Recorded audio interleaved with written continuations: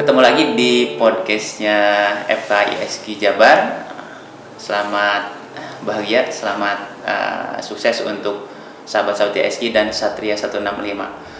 Kesempatan kali ini di ngobrol-ngobrol santai, alhamdulillah luar biasa sekali. Kesempatan yang sangat mahal, kita bisa ketemu dan wawancara dengan salah satu tokoh yang membawa perubahan pada salah satu institusi di negara ini yang memang fenomenal sampai saat ini dan masih berjalan sampai saat ini, yaitu Bapak Brigjen Pol Dr. Bambang Usadi yang dulu sempat bahkan menanamkan nilai-nilai ISG pasukan Asmaul Husna di Brimob Polda Jabar. Selamat siang, Pak.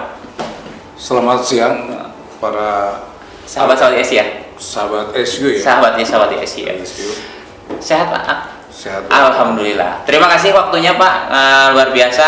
Di tengah kesibukannya bisa menyempatkan waktu, karena beliau juga sekarang menjadi salah satu komisaris di salah satu perusahaan, Pak ya, di Kalimantan, jadi harus bolak-balik.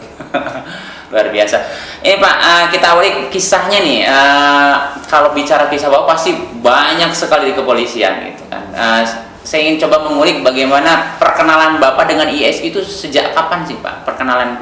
Mulai mengenal ISG kapan sih, Pak? Pertama kali saya mengenal ESQ pada tahun 2008. 2008. Waktu itu saya mendapat kesempatan untuk mengikuti pelatihan di Sespimti, di mana Kasespimnya Pak Irjen Pol Dwi ya, yang merupakan tokoh ESQ pusat. Ya. Nah kemudian saya merasakan dari pelatihan yang saya ikuti di Sespimti itu, saya seperti menemukan sesuatu yang memang saya cari selama ini gitu. Kemudian waktu saya mengikuti pendidikan Sespimti ya, itu kira-kira saya baru 7 bulan menjabat sebagai Komandan Brimob atau Kasat Brimob Polda Jabar waktu itu. Nah kemudian saya sudah melakukan perubahan mindset ya. Jadi kepada anggota Pak ya, yang memang perubahan yang saya lakukan itu ya, di luar dugaan dan di luar kemampuan saya. Artinya kenapa demikian? Karena waktu setahun sebelumnya saya diberikan kesempatan oleh negara untuk menjadi atasé kepolisian di Filipina. Kemudian tiba-tiba saya diminta menjadi Kepala Satuan Brimob Jabar ya, yang semua di luar ekspektasi saya, di luar kehendak saya. Karena saat itu mungkin Bapak berkarir di kepolisian atas kepolisian itu, Pak ya. Jadi kemana arahnya? Artinya saya sudah jauh go internasional ya. Kenapa harus balik lagi ke daerah? Kenapa kok baik lagi kepada tugas di Brimob? Nah itu sampai terus terang saya mengajukan keberatan awalnya, kemudian sampai saya menghadap kepada Wakil Kepala Kepolisian RI. Di situ ada 3 amanah.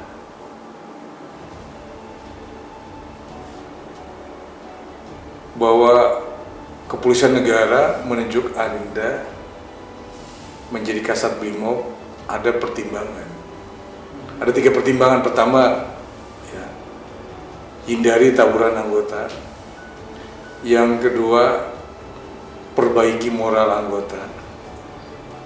Yang ketiga, jadikan pasukannya solid. Ya setelah saya memasuki, memang betul perilaku anggota jauh daripada harapan masyarakat. Betul. Perilaku, kemudian artinya ketimbang dibandingkan dengan satuan-satuan di Jawa Timur, di Metro Jaya, ya, jauh lah gitu. Ini tantangan buat saya sehingga ketika saya diberi kesempatan pelatihan ISQ, saya meminta sengaja ke Pak Ali Ginanjar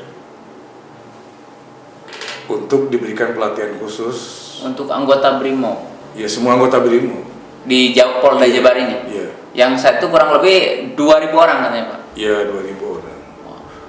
Kesulitannya 2.000 itu kan luar biasa Pak. Seperti apa nih upaya Bapak ini Pak? Ya, pada awalnya memang saya menghadapi resistensi di anggota ya. Pasti ya Pak itu. Pasaran. Namun dengan berbagai contoh yang saya lakukan dalam pembersihan, penertiban ya, masalah-masalah yang di luar harapan masyarakat, saya mengatakan kepada mereka bahwa saya adalah komandan orang tua Anda, saya yang harus menjadi panutan di sini. Bagaimanapun yang terjadi di kesatuan ini adalah tanggung jawab saya. Betul. Ya. Kemudian saya mencoba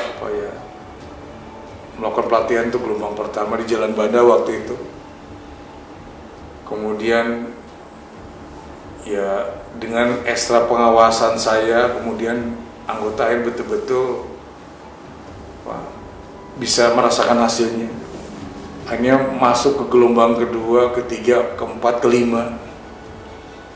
Bahkan di saat terakhir Pak ya, kita mengadakan pelatihan hampir 2.000 orang sekali pelatihan di hanggar Kesatuan BRIMO dengan menghadirkan keluarga anggota, kemudian tokoh masyarakat, kita undang semua. Nah di situ walaupun 2.000 dengan para relawan ya dari BRIMO, hasilnya pun tidak mengecewakan. Artinya sangat luar biasa. Dan bahkan hanggar itu juga Bapak inisiasi sendiri saat itu.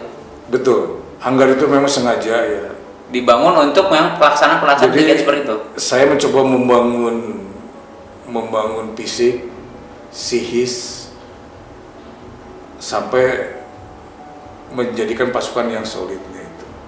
Jadi tidak hanya psikis saja, tapi fisiknya juga Bapak siapkan. Betul. Juga ya. Disitulah ya saya melihat ya penjabaran daripada pelatihan tersebut ya, kita mencoba mengadakan roadshow ke mall-mall, kemudian juga ke kesatuan lain, Polres ya, Polres, Powil, banyak yang mengikuti training atau pembiasaan ini ya di SK ini. Artinya Tausiah Munajat Zikir itu. Jadi ada jargon yang Bapak ini kan ya, TMJ, Tausiah Munajat Zikir. Jadi bukan hanya zikir aja, diawali dengan tausiah dulu. Karena apa? Kekuatan tausiah ini dapat memberikan memberikan pemahaman, memberikan nilai-nilai spiritual, Pak. Bisa bayangkan seorang perpakat bintara ya, memberikan tausiah ya mirip seorang ulama besar begitu. Kemudian diakhiri dengan zikir. Ada nilai-nilai yang memang nilai spiritual yang kita bangun. Sehingga saya punya keyakinan waktu itu apabila setiap masyarakat, setiap orang yang melihat dan mendengarnya pada umumnya menyatakan salut ya, menyatakan yakin. Nah itulah salah satu kepercayaan yang diberikan pada masyarakat, pada anggota, apabila mereka mampu menunjukkan nilai-nilai itu, mereka secara fisik ya, psikis akan bisa diterima oleh masyarakat. Dan setelah itu kan saya dengar lahirlah pasukan Asmaul Husna. Kemudian juga tadi sempat sebelum kita bincang seperti ini Bapak menyampaikan juga penugasan-penugasan yang tadinya masyarakat menolak kemudian ini bisa dijelaskan Pak itu seperti apa nih? Yang lahirnya pasukan Asal Husna misalnya seperti apa? Jadi syukur alhamdulillah ya, selama Brimob Jabar mengadakan pelatihan ISQ gelombang pertama, kedua, keempat, lima, kemudian sampai betul-betul kita juga mengadakan zikir ya, kita tidak pernah diganggu dengan situasi keadaan yang memang harus keadaan Brimob. Karena Brimob itu 24 jam ya? Ya, kita diberikan ketenangan oleh Allah. Luar biasa. Kita hampir di kesatuannya ya beribadah begitu. Nah kemudian suatu saat ya ada kerusuhan di daerah Condong, Garut Selatan. Ya di sebuah inilah perkebunan. Perkebunan betul ya? Perkebunan di mana ada mereka tidak puas akibat Pengamanan dari instansi lain gitu ya? Pengamanan dari satuan pengamanan lah. Ya betul. Sampai betul-betul mereka membawa parang tombak Menyerang pengamanan itu karena yang tidak masyarakat gitu ya? Karena dia berbuat semena-mena, memukuli gitu ya. Akhirnya apa, mereka diserang. Kemudian sampai akhirnya Kapolda Jabar memerintahkan pada kami untuk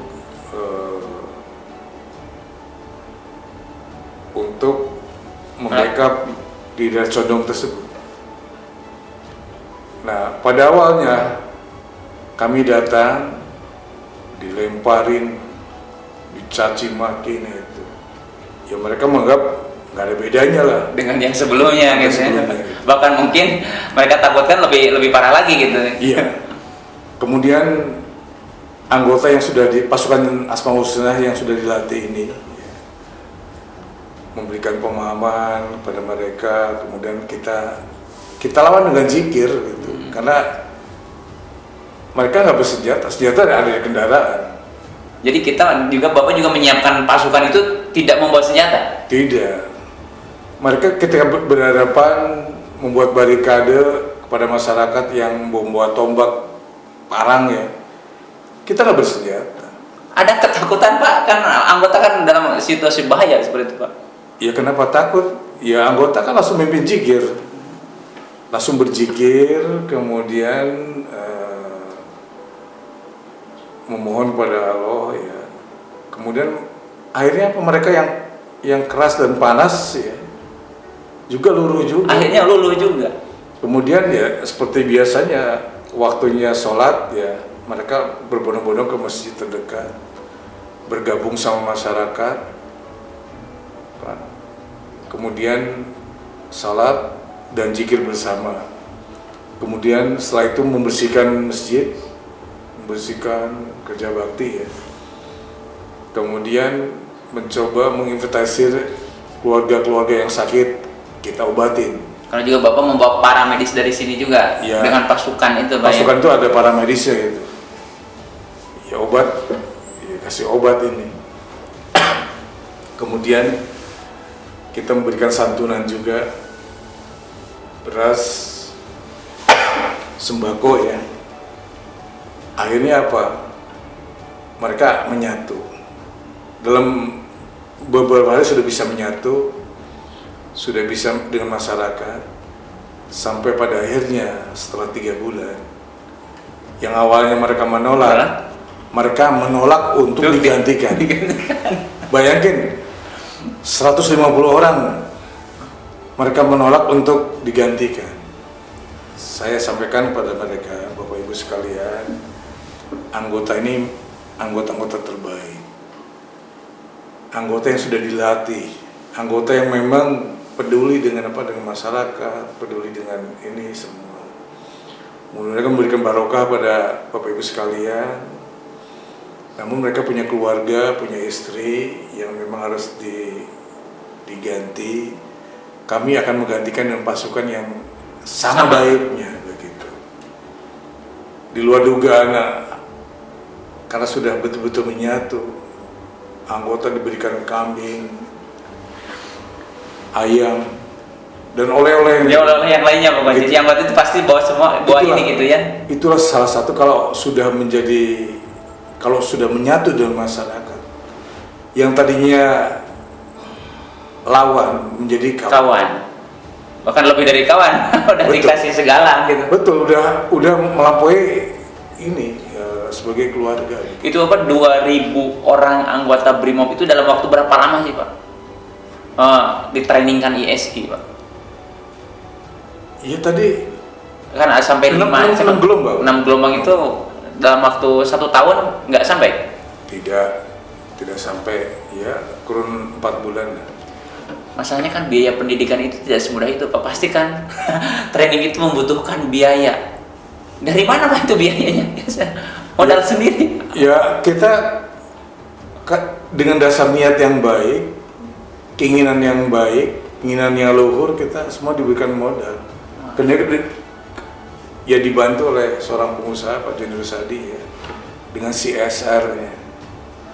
Karena beliau juga salah dulu itu sempat jadi ketua forum komunikasi alumni juga ya. Betul. Sebelum Pak Haji Yusuf Ya. sekarang.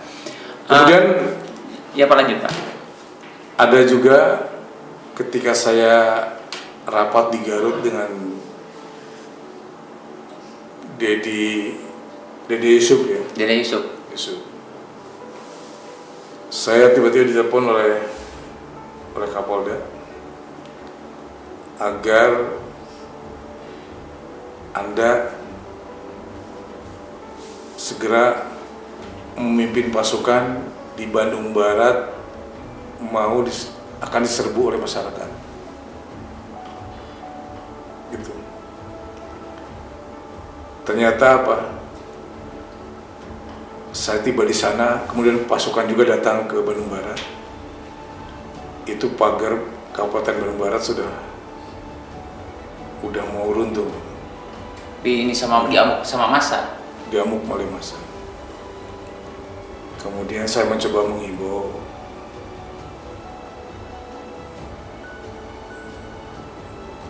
Bapak Ibu sekalian, ya mohon untuk saling menghormati. Kami datang ke sini ditugaskan untuk mengamankan. Anda yang diamankan harus betul-betul mengikuti aturan. Kemudian anggota berzikir, begitu. Anggota berzikir, kemudian mereka ada 30 orang yang mengaku kebal peluru Dari masyarakat. ya. Kemudian siap ditembak oleh BRIMOB. Siap ditembak dan siap dia tidak takut ditembak. Kemudian tembaklah saya gitu. Ya, betul. Gitu kan. Sampai kawat berduri mereka tidurin 30 orang itu. Saya katakan pada anggota, wahai anggota semua, saya bilang, gak usah terkecoh dengan perbuatan setan. Dulu Anda mainan Anda semua dulu gitu. Sebelum mengenal ISG ya. Iya. Karena drama juga waktu Iya. 2.000 orang itu Iya. banyak yang wajibat Bapak. Iya. Tadi kata Bapak ya. Ya artinya itu mainan Anda sebelum Anda dilatih. Gitu. Sekarang terus berzikir, serukan, sebut nama Allah. Ya, mudah-mudahan kita berikan pertolongan bantuan. Ya di luar dugaan Pak. Orang-orang yang menari-nari di atas kawat berduri tadi tidur, langsung mereka terperanjat Pak. Karena Tinggal di Cileunyi ya, di Bandung. Saya juga